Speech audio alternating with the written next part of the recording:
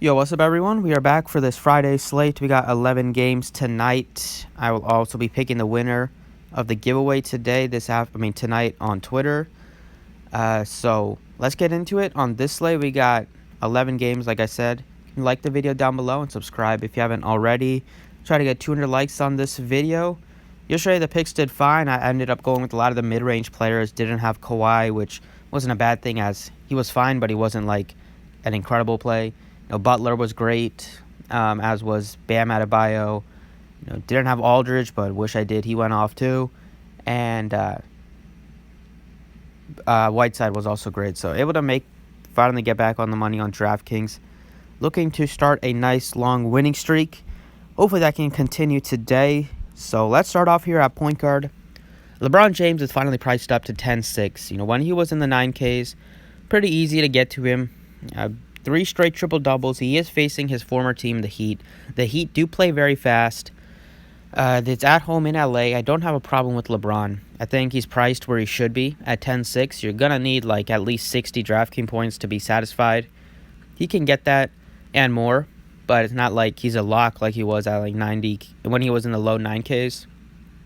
I think Luka's fine here. The matchup's not super good. The Knicks kind of play slow.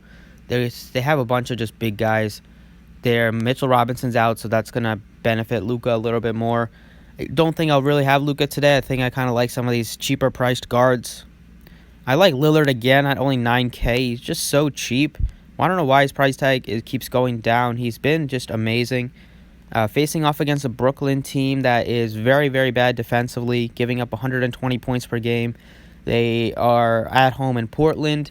Expect Lillard to have a big game tonight. Just so cheap. Only thing you can take away from Lillard is that maybe you prefer his teammate McCollum, who's $3,000 cheaper. Brogdon's a great play. Russell's fine as well. We'll see if he's going to be limited or not. Ben Simmons is out, so we got some value there on the Sixers. And then for cheap, I like Murray, Van Fleet, McCollum all stick out as nice cheap plays. Josh Richardson finally had a good game. He's still pretty cheap. Price tag took a big hit, but he's cheap in that he could play some point guard today without Ben Simmons. And not really seeing a ton other as of now. Then we kind of get into some of these Frank Ntilikina's of the world. We'll see what happens with the Timberwolves point guard situation with Napier and Teague. If both of them miss again, you can go to Culver. Holiday's priced up at 42. And that's kind of like the bare bones as of now. I'm sure we got more value. Just give me Malcolm Brogdon, 8,300. Just does what you want every time out on the floor. Points and assists. He's a double-double machine. He hasn't really been shooting the ball. He's been shooting the ball well in some games, bad in some others. 3 of 14 last time out. He still got the job done because he's just playing a lot of minutes, and he had 13 assists in that one. This has a 30+% usage rate. His shooting is definitely going to improve, especially from 3. He's only shooting 31%. Last season, he shot well over 40% from 3. Matchup here against the Pistons. Nice matchup. They've already faced them 3 times, I think, or twice. This is the 3rd time they're facing the Pistons. Yeah, it's already the 3rd time they're facing the Pistons in their 9th game or whatever. But in both of those matchups, he put up 46 and 45. So if he gets me that score again, sign me up there at that 8,300 price tag. At shooting guard here, you got some of the same guys at the top. I prefer Jimmy Butler a lot. Again, 74 is just so cheap. He scored 30 real-life points in the first half. In the second half, just kind of disappeared. I was hoping he could have a 60-burger, but only scored 4 points. It was a blowout, and they didn't play him. Well, he still played 34 minutes, so he should have got more points. But he got all of his work done in the first half. I kind of like Buddy Hield. 67, the price tag's up there, but matchup's really good against the Hawks. They are very, very turnover prone. Hield can rack up some steals today. And I've got Van Fleet. I love McCollum at 6K. He's playing a ton of minutes in competitive games. He's going to have a big blow-up game like he did against Dallas more than a few times this season. It's him and Damian Lillard just run the show for the Blazers on offense, and he got Whiteside as well. It was a really nice play. Just love the matchup here. It has a very high total. The Brooklyn defense giving up huge games to guards, giving up just big scores day in and day out. Go with McCollum here at 6K.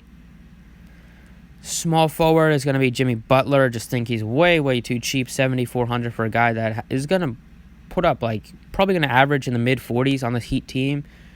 I think it's going to take a bit for his price tag to catch up to his production, just because last season on the Sixers he was playing with Embiid, Simmons, Tobias Harris. On the Heat, he's the number one option and nobody's really close. He dictates the offense. He is just the face. Sixers, they had a couple other faces of the franchise. Right now, he's a face of the Miami Heat and just too cheap at 7,400. At power forward here, we got Davis here. I prefer Davis over Giannis. Giannis, tough matchup against the Jazz. Davis is cheaper than Giannis and much better matchup against the Heat. I like Davis quite a bit. 10-1. Pascal is looking like a nice play. He destroyed this Pelicans team in the first meeting. They haven't got any better defensively. Price tag is still reasonable. Pascal is a nice play at power forward. And if you want to go in the mid-range here, you got Julius Randle at 6,900. He's going to play, he can play some center today without Mitchell Robinson. If they move him to center and start like Taj Gibson like they did last time, he should definitely get more than 3 rebounds today. Then you got Tobias Harris going to have to take on more scoring without Ben Simmons and more usage without Ben Simmons. I like Aaron Gordon at 6K. You got some other decent options like Covington at 54. Jared Allen at 5K. I love Allen if not Jaren Jackson. I like Allen if DeAndre Jordan misses again, because he's going to probably play 30-plus minutes, and 30 minutes of Jared Allen usually gives you a solid score. At center here, I am liking Nikola Jokic a lot today. 8,500 for the Joker. I know he hasn't been good at all this season, but usually anytime he gets under 10K, you're interested. His price tag took a $900 decrease down to 8,500. He's always had a lot of his bigger games at home. If you look back in his career, his home-road splits are pretty massive. This is going to be a very good game to watch. I'm just feeling a big Jokic game today. Maybe I'll be wrong, but at 8,500, I'm willing to take a chance on a guy that can put up 65, 70 DraftKings points, and I don't think he's going to be too super popular just because people have been playing him a lot, and he's been disappointing.